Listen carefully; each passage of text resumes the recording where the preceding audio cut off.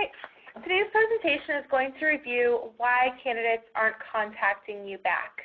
So with the current unemployment rate most recently at 7.9%, it's gone down a little bit since the 8.2, and 74% of employed workers willing to consider a new job, it really should be a lot easier to get conversations going with candidates.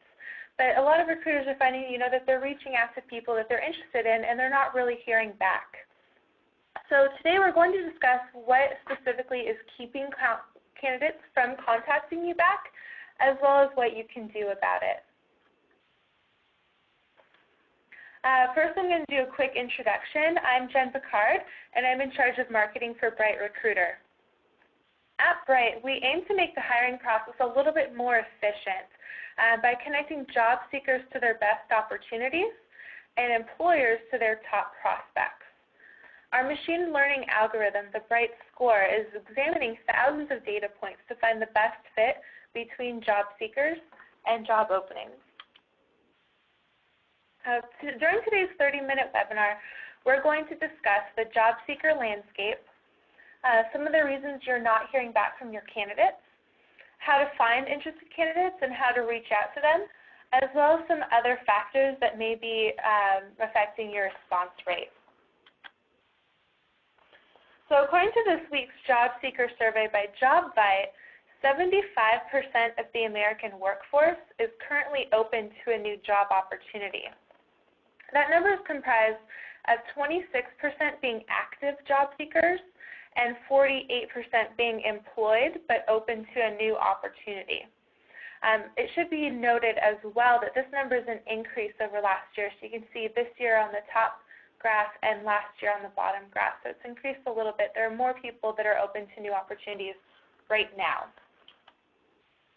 A LinkedIn survey saw really similar results, actually. So they were noting that 21% of talent is an active job seeker, 15% are getting ready to actively search for work, 44% are not looking, but they're open to a new opportunity, and then only 20% of job seekers are not interested in a new opportunity at all. So you can see that both companies are showing, about 15–20% of the workforce is not interested in hearing from you. But obviously we have to take this with a grain of salt. Both of these companies are in the recruitment industry. They obviously benefit from these types of findings. So, like I said, just take it with a grain of salt. But, it is really showing that there are so many people out there in the workforce that are interested in hearing from you. So we want to find out, a little bit more about that. We're also seeing that, the numbers that we're getting from those results aren't really that surprising. So, although they are kind of skewed toward the recruitment industry and toward the company that found them, they do make a lot of sense.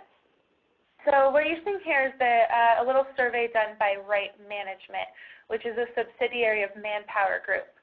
And they found that 65% of people right now, and this is I think in the U.S. and Canada, are not happy at work, which really accounts for why so many job seekers are considering new opportunities at this point. They also found that 19% were satisfied with their jobs and 16% are somewhat satisfied. So 44% are completely unsatisfied with their jobs and 21% are somewhat. So as you can see, the job market over the past several years has made a lot of people feel really stuck in their jobs. People are doing a lot more with less. They're feeling underappreciated. They're feeling overworked. And for a variety of reasons, some people just want change. Others are looking for better pay or better benefits. And some people just really want to move somewhere where they can make a bigger impact. So maybe they're feeling a little insignificant at work. So there's a variety of reasons why people may not be happy at work. But the good news is that people are willing to make a change here. So the question is, if candidates are looking or open to a new job, why aren't they contacting you back? There's a variety of reasons candidates are not contacting you back, and some of them are included in our previous webinar, which discussed 4 reasons you're not getting quality job applicants. So I don't want to go into too much detail about those because a lot of you have probably already watched it. But you may not be getting called back because you sent a poorly written job posting that doesn't excite the candidate. Perhaps you asked a candidate to apply, but then you have a tedious application process. You might also have a bad employment brand, which will influence whether or not candidates contact you back. So you want to make sure that you're checking your reviews on Glassdoor and Career Bliss. And you want to make sure that your current employees enjoy working for you. Perhaps you do an internal survey or something like that. Candidate experience also relates to your employment brand, and a poor experience can keep candidates from contacting you back as well. So check out that webinar and we can get some more details. It's called, again, 4 Reasons You're Not Getting Quality Job Applicants, and you can find it on our blog, which is blog.bright.com. Another common reason candidates are not calling you back is that you're not properly researching your candidates, and you probably sent them an irrelevant position. I think that this is actually really common on LinkedIn, and a lot of people on LinkedIn have altogether stopped checking their in-mails because they get so much spam.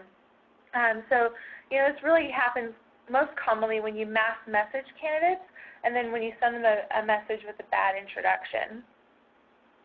So, the other option too is that you may have just reached that 20 to 25% of the workforce that just flat out isn't interested in a new opportunity, no matter how wonderful your company is. So that's always something to take into consideration as well.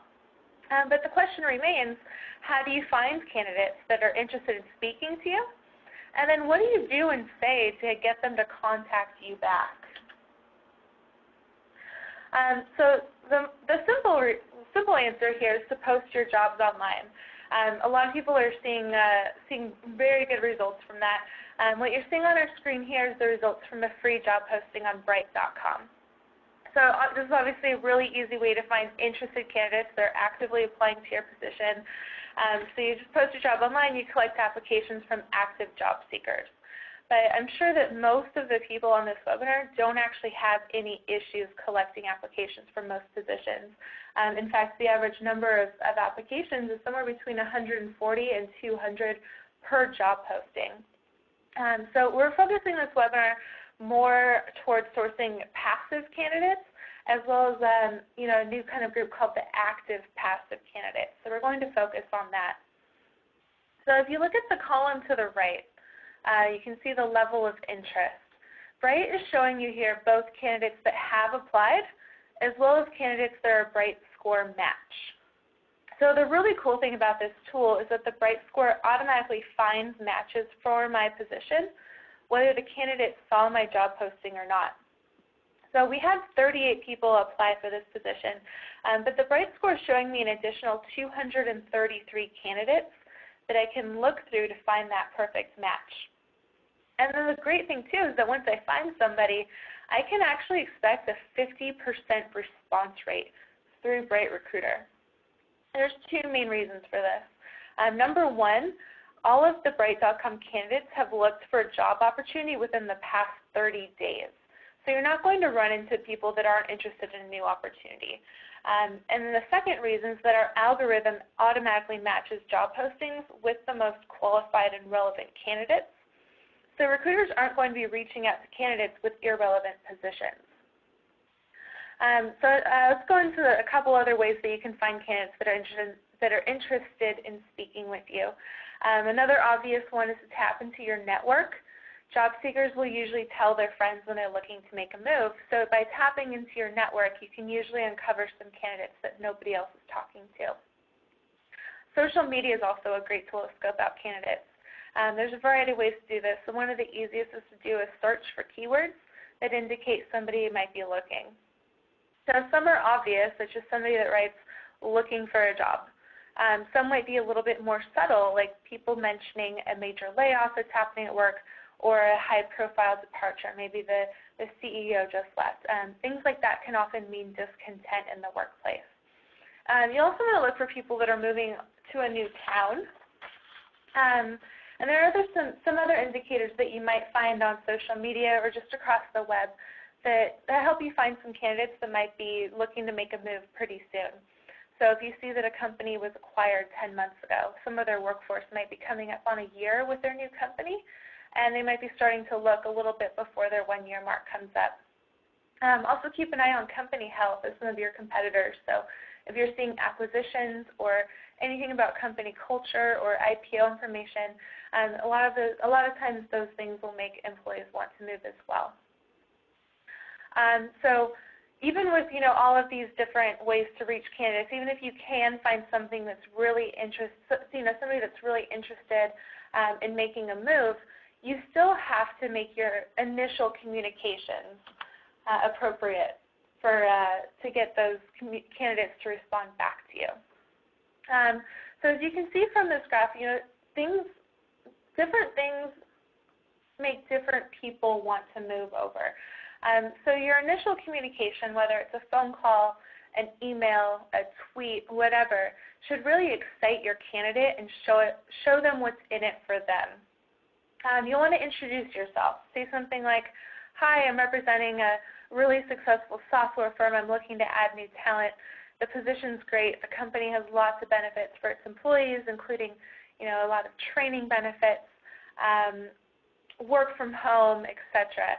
And then you want to ask them if they're open to exploring a move if and only if you're able to find a fit and a role that's better than what they're currently doing. You also want to do a little bit of research on the candidate and target your message to them.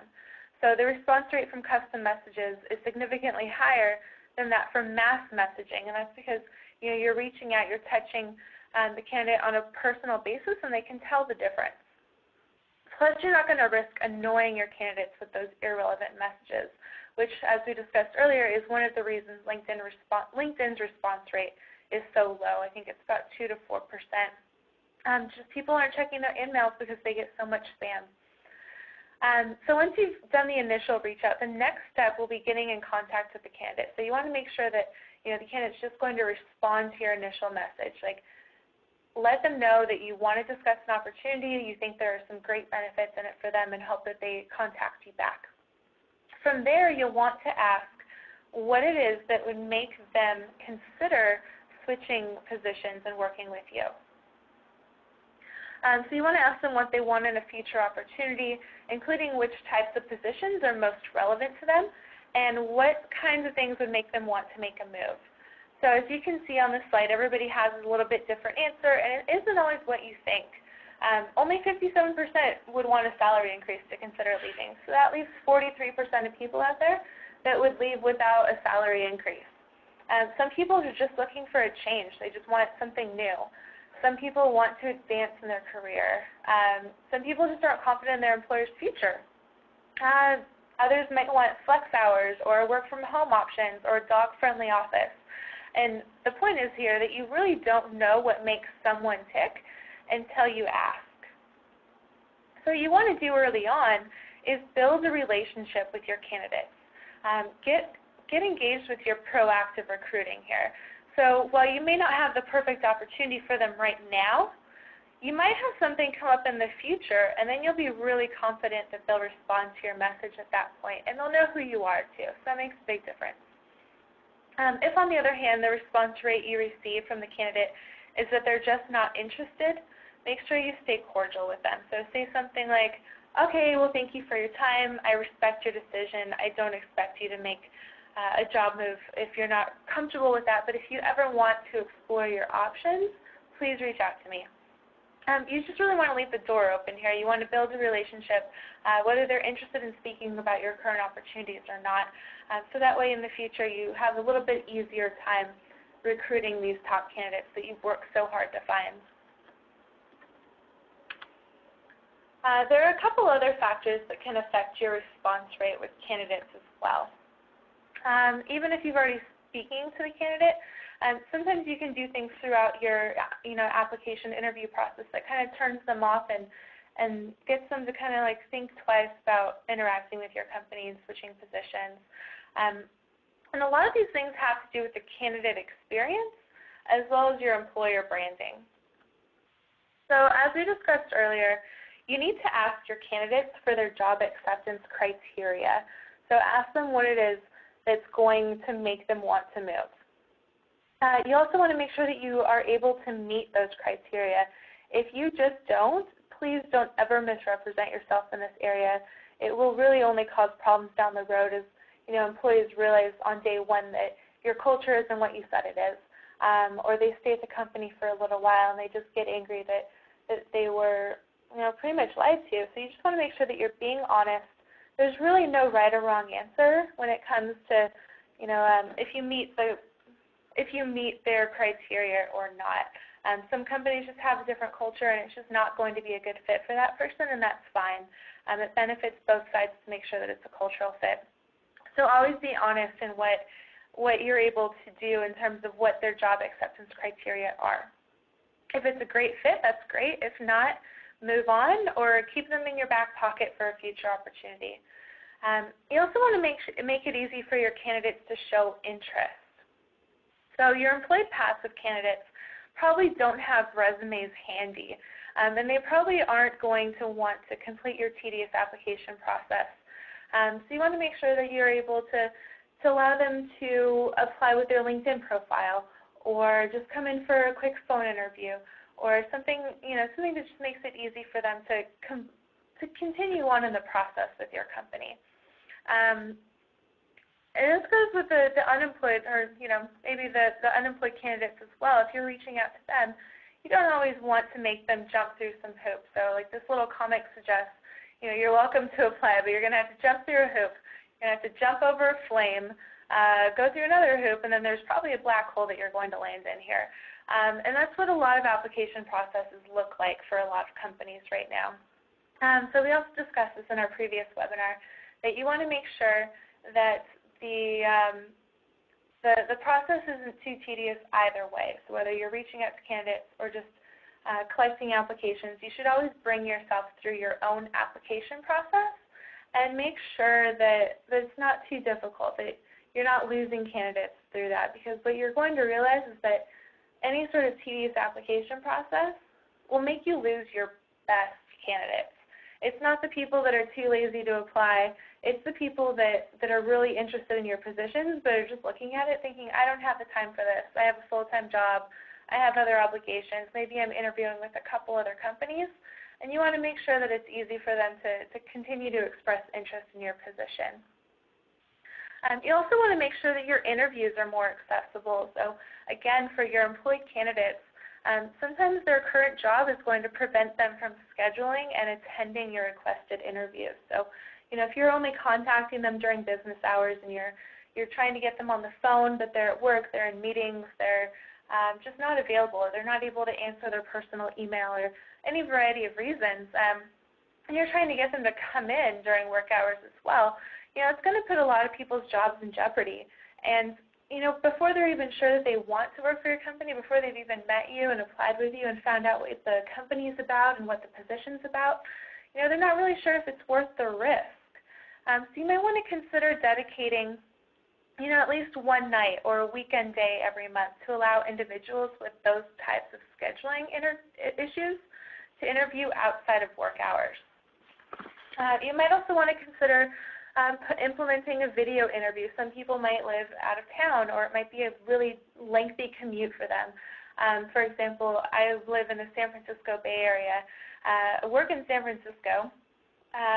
It could be easy to interview in another city, but it often takes, upwards of an hour to get somewhere else. So, an hour to travel there, an hour for the interview, and an hour back.